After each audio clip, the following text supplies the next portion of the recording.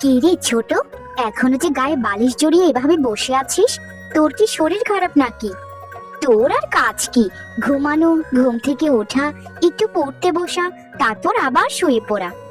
ওঠ রে ছোট, ওঠ। ওঠে একটু বাইরে হাঁটাহাঁটি কর, না হলে তো তোর শরীরটা খারাপ হয়ে যাবে।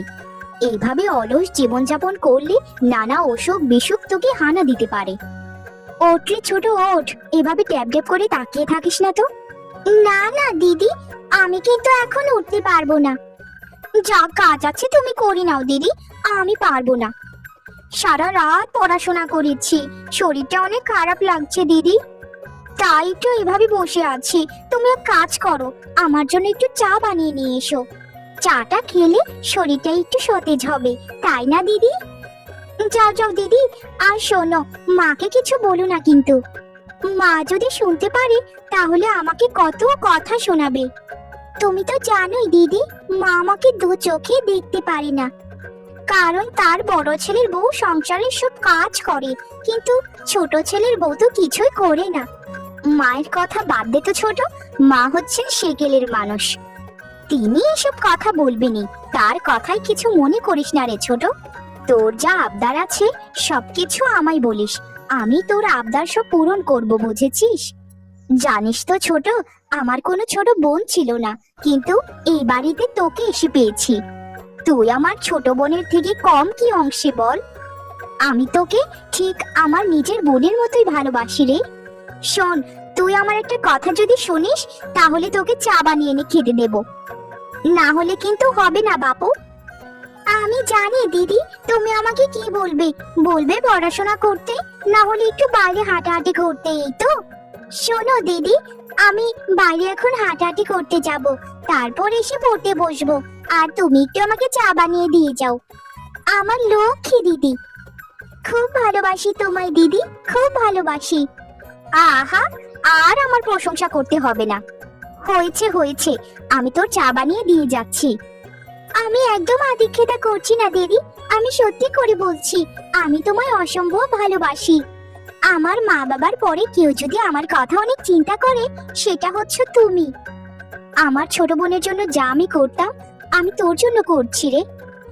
আমার শুধু একটাই স্বপ্ন, তোর স্বপ্নটা যেন পূরণ হয়, তুই পড়াশোনা করে বড় কিছু একটা হতে যেন পারিস। দিদি, তুমি শুধু আমার জন্য একটু আশীর্বাদ করো, তোমার আশীর্বাদ যদি আমার মাথার উপরে থাকে তাহলে আমি নিশ্চয়ই কিছু একটা হতে পারবো। আমার সোনা দিদি। বড় বৌমা, ও বড় বৌমা, ছোট বৌমা, ছোট বৌমা, তোমরা কোথায় গেলে দুজন? তা বলি, সকালে উঠে কি শাশুড়ির কোনো খোঁজ খবর নিতে হয় না যে জীবিত আছে নাকি মারা গেছে? বড় বৌমা তো ঠিকই আছে, কিন্তু আমার ছোট বউটা যে কি বিয়ে করে আনলো ছেলেটা, সারাটা দিন শুয়ে বসে থাকে আর কি যেন পড়াশোনা করে। ভালো লাগে না বাপু, আমি চাইতাম একটা ঘর আমি মেয়ে দেখে বিয়ে করিস। আমার কথা ছেলেটা শুনলো কোথায়? এই যে মা, কি হয়েছে বলুন তো, এভাবে চিল্লাপাল্লা করছেন যে? আমি তো ছোটর ঘরে গিয়েছিলাম, মেয়েটা সারা রাত পড়াশোনা করেছে, শরীরটা অনেক ক্লান্ত, তাই একটু তাকে চা বানিয়ে দিলাম। আপনারও কি চা লাগবে মা? আচ্ছা বড় বৌমা, তুমি একটা কথা বলো তো, সারা দিন সংসারের কাজ করে ওই অকর্ম মেয়েটার দিকে কেন এত খেয়াল রাখো বলো তো? তাতে তোমার কি লাভ? সে পড়াশোনা করে কিছু যদি হয় তাহলে কি তোমায় চিনবে? মা, এটা আপনি একদম ভুল কথা বলছেন। আমি কি কখনো চেয়েছি যে ছোট পড়াশোনা করে কিছু হয়ে আমাকে কিছু দিক? আমি চাই ওর স্বপ্নটা যেন পূরণ হোক। আর ও কি কাজ করতে পারে বলুন তো মা? বয়সে কত ছোট মেয়েটা। আমার ছেলেটা ধনী বাড়ির মেয়েকে বিয়ে করে এনেছে, যে কাজে কর্মে একদম নিষ্কর্মা। তোমার চোখে তো ছোটই লাগবে, আমার চোখে তো লাগে না বাপু। কি জানি তোমাকে কি জাদু করেছে, যার জন্য এত পাগল তুমি ছোট বউয়ের জন্য। মা, আমাকে জাদু করেনি, আসলে ছোটকে দেখলে আমার বড্ড মায়া হয়, তাকে আমার একদম নিজের মায়ের পেটের বোনের মতো লাগে। কি করব মা বলুন, ভালোবাসাটা তো মন থেকে আসে, তাই না? আচ্ছা মা, আমি চাই সংসারে অন্য কাজগুলো করি। তা বৌমা, কাজের মেয়েটা কি আসেনি আজ? রান্নাঘরে থালা বাসনগুলো পড়ে আছে, সেগুলো তো ধুতে হবে কল পাড়ে নিয়ে। আর রান্নার দায়িত্বটাও তো ওর। তুমি এক কাজ করো, ঘরটা একটু গুছিয়ে ফেলো, তাহলেই হবে। না মা, এখনো লতা আসেনি, কিছুক্ষণের মধ্যেই বোধহয় চলে আসবে। তারপর তাকে তার কাজ বুঝিয়ে দিয়ে আমি আমার কাজগুলো সেরে ফেলবো। কি রে লতা, তোর কি হয়েছে বলতো? আজকে আসতে এত দেরি করলে যে? আর তোকে এত মন মরা লাগছে কেন রে? আমায় সবটা খুলে বলতো। না না, মন মরা নয়, তোর চোখে জল। তাড়াতাড়ি বল আমায় কি হয়েছে। কি বলবো দিদি, আমার সর্বনাশ হয়ে গেছে। কত কষ্ট করে নদীর পাড়ে ঘরটা বেঁধেছিলাম, কিন্তু নদী ভাঙনের ফলে আজকে ঘরটা পুরো ভাসিয়ে নিয়ে গেছে নদীতে। আমি কি করব দিদি? ছোট বাচ্চাটাকে নিয়ে কোথায় যাব, কিছুই বুঝতে পারছি না গো। দিদি, আজ আমি আর কাজ করতে পারবো না, আমাকে আজকে যেতেই হবে। আপনি তো জানেন দিদি, গিন্নিমায়ের যে রাগ, আমাকে যা নয় তাই বলবে। দয়া করে গিন্নিমাকে আপনি বলে দেবেন, আমি ভয়ে কিছুই বলতে পারবো না গো। আমারই উপকারটা করুন না দিদি। আরে লতা, এ কি বলছিস তুই? তুই এক কাজ করিস, যাবার সময় আমার কাছ থেকে কিছু টাকা নিয়ে যাস। এত বড় তোর একটা ক্ষতি হয়ে গেল, সেই ক্ষতিটা তো সামলাতে হবে তোকে নাকি? তোর বাচ্চাটার না হলে ভবিষ্যৎ কি? তুই এক কাজ কর, তুই এখনই বাড়ি চলে যা, আর আমি এদিকটা সামলে নিচ্ছি। মানুষের বিপদ তো আর সবসময় আসে না, আর বলে কইও আসে না। আসলে দিদি, আপনার মতো এরকম ভালো মনের মানুষ যদি এই জগতে থাকতো, তাহলে এই জগৎ আরো অনেক সুন্দর হতো। কত ভালো আপনি, কত ভালো মন আপনার। আপনার জন্য সারা জীবন আশীর্বাদ করি দিদি। আপনি সবসময় সুখে শান্তিতে থাকুন। আমি তাহলে যাই দিদি। আচ্ছা ঠিক আছে লতা, আমাকে আর এত করে বলতে হবে না। শোন, তুই বাড়ির বাইরে দাঁড়া, আমি তোর জন্য কিছু টাকা নিয়ে আসছি। তোর এরকম বিপদের সময় এই টাকাগুলি অনেক সাহায্য করবে তোকে। যা যা লতা, এখনই বেরিয়ে পড়, তোর বাচ্চাটা বোধহয় কান্না করছে। আমার কোনো সন্তান নেই রে লতা, কিন্তু আমি তো বুঝি যে একজন মায়ের জন্য সন্তান কতটা কান্না করে।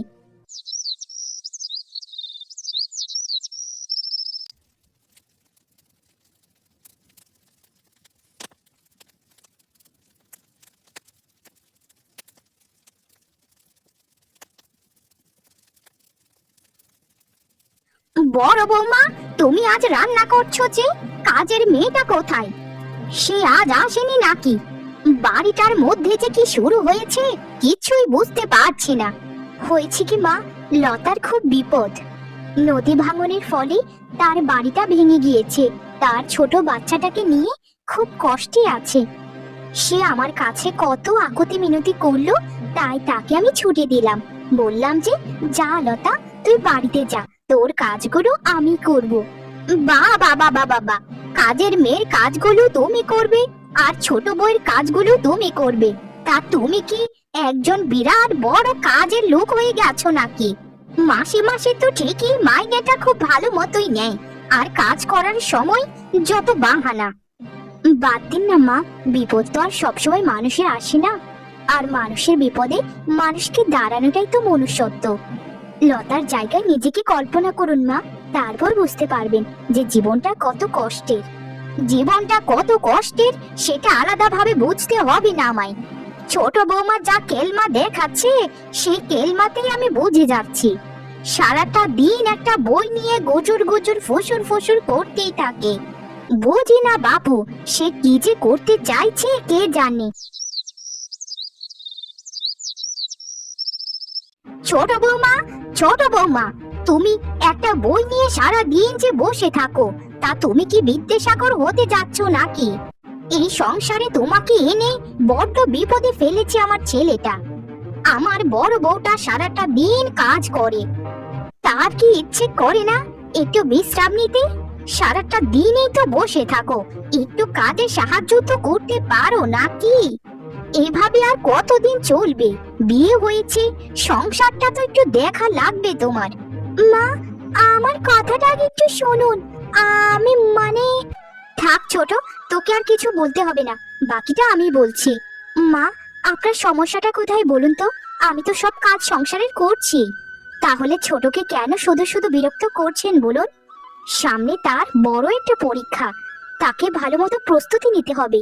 তার অনেক বড় স্বপ্ন আছে রে মা। আপনি দয়া করে সে যখন পড়াশোনা করবে একদম কিছু বলবেন না। আর কে বলেছে মা যে আমার কষ্ট হয়?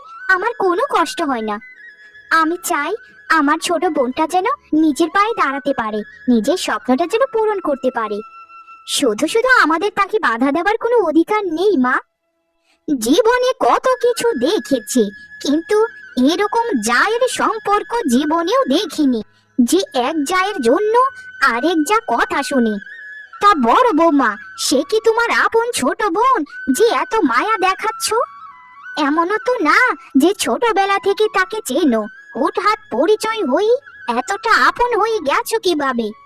আর নিজের কথা পাগলেও তো চিন্তা করে, যেখানে তুমি শুধু তার কথাই চিন্তা করো। কিছুই বুঝতে পারি না বাপু, সংসারে যে কি হচ্ছে। কি বলেছে মা আমি আমার কথা চিন্তা করি না? আমি সবসময় আমার কথাও চিন্তা করি। তবে জানেন মা, আমার চিন্তার মধ্যে ছোটর স্বপ্নটাই শুধু ঘোরাফেরা করে। আমি চাই ছোট পড়াশোনা করে কিছু একটা হোক, কারণ মা আমার ছোটবেলা অনেক স্বপ্ন ছিল যে পড়াশোনা করে কিছু একটা হব, কিন্তু দারিদ্রতার কারণে কিছু আর হয়ে ওঠেনি মা। শুধু বিয়ে করে এ বাড়িতে চলে এলাম। মা, এই বাড়িতে যদি আমার কথা কেউ ভাবে, সেটা হচ্ছে আমার দিদি। দিদি আমাকে এত ভালোবাসে যে আমাকে কোনো কাজই করতে দেয় না। সে শুধু বলে যে তুই পড়াশোনাটা চালিয়ে যা, আর বাকি সব আমি সামলাচ্ছি। মা, আপনারা আমাকে একটু সময় দিন দয়া করে, আমি যেন কিছু একটা হই আপনাদের মুখ উজ্জ্বল করতে পারি। আমার উপর একটু ভরসা তো করুন মা, দেখবেন জীবনেও ঠকবেন না। বাবা বাবা বাবা, বড় লোক বাড়ির বড় বউয়ের অবস্থাটা দেখ রে কুসুম, কি একটা ছিঁড়ি অবস্থা। সারাটা দিন পড়ে পড়ে কাজ করে, তা বড় লোকের বউ, তোমাদের কি কাজের লোক নেই বাড়িতে? সারাটা দিনেই তো দেখি শুধু কাজ আর কাজ করো। এটা কেমন কথা বলছেন দিদি? নিজের কাজ নিজে করব, এটাতে লজ্জার কি আছে? আর আমাদের কাজের লোক রয়েছে দিদি, আসেনি আজ। আর আমাদের কাজ আমি করব, তাতে আপনাদের সমস্যা কি বলুন? সমস্যা তো নেই, কিন্তু একটা কথা শুনেছি, সেটা কি সত্যি নাকি? তুমি নাকি তোমার ছোট যাকে খুব পড়াশোনায় আগ্রহ করে তুলছ, সে নাকি পড়াশোনা করে বড় কিছু একটা হতে চলেছে। দেখুন দিদি, পড়াশোনা করা কি অপরাধ? আর প্রত্যেকটা মানুষেরই নিজস্ব একটা স্বপ্ন আছে। আমি শুধু ছোট স্বপ্নকে সায় দিয়ে যাচ্ছি, আর কিছুই না। এক একজন মানুষ এক একটা স্বপ্ন দেখে, কেউ গৃহিণী হবে, কেউ নিজের পায়ে দাঁড়াবে, এটাই হচ্ছে কথা। কে জানে বাপু, আমাদের বিয়ের পর কোনো স্বপ্ন টপ্ন ছিল না। বড়লোক বাড়ির বউদের যত বড় বড় চাহিদা। শুনেছি তোমার ছোট জানাকি অনেক বড়লোক পরিবারের, তাই তো এরকম চিন্তা ভাবনা। আমরা যে গরিব ঘরের মেয়ে, তাই আমাদের চিন্তা ভাবনা ওরকম কোনো দিনও ছিল না। জানি না পড়াশোনা করে সে কি হবে, তবে দিন শেষে তাকে বাসনই মাজতে হবে। চলো গো চলো, আমরা এখান থেকে চলে যাই। বড়লোক বাড়ির বউ